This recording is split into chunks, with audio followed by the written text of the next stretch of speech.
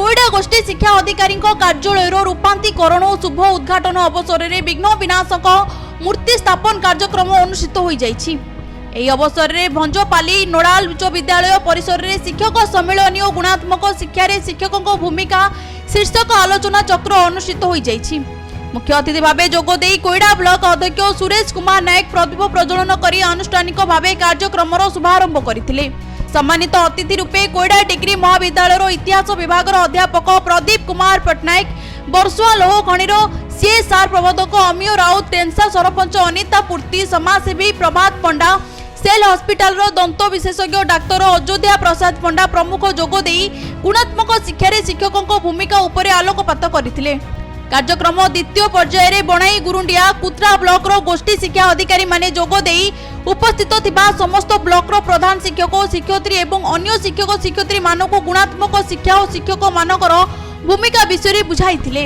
आज आमे गोटे कार्यक्रम हाथ को नैथिलु बीओ सर को अध्यक्षतार गोटे आमे निष्पत्ति नैथिलु जे समस्त शिक्षक मानक मध्य सचेतनता जागृत करैबा एवं गुणात्मक शिक्षा को गुरुत्व दिया जाय परिबो कि आगामी पीढ़ी जो आसुचंती ताको केमति मार्गदर्शन करा जाय परिबो शिक्षक मानक भितर गोटे सचेतनता तैयारी करबा एवं निजर आत्मचिंतन करिया पई आजिर कार्यक्रम उद्दिष्ट थिला। डरी जिबा नाही फिरुकिबा का पुरुष बीओ कोईडा आमे चाहिला सृष्टि करबा धर्मपद नूतन परिकल्पना आमे चाहिला सृष्टि करबा महामानव महात्मा गांधी परी जय महामानव को केमिति आमे मते सृष्टि करि परिबा मदर टेरेसा समस्त आमे मते सृष्टि करि परिबा कोणार्कर मंदिर दधिनोती मारिबा धर्मपद सम्मेलन आयोजन करिबि जेमिति कि ताके एक नूतन प्रेरणा नूतन उत्साह नूतन उद्दीपना सृष्टि हेबो एवं एही शिक्षा परिवार को केमिति आगे निया जाय परिबो समय अभाव हम कहि पारु नाही एकमत हेतिले। एही कार्यक्रम रे कोईडा गोष्ठी शिक्षा अधिकारी अभिमन्यु बेहरा सभापतित्व करिथिबा बेले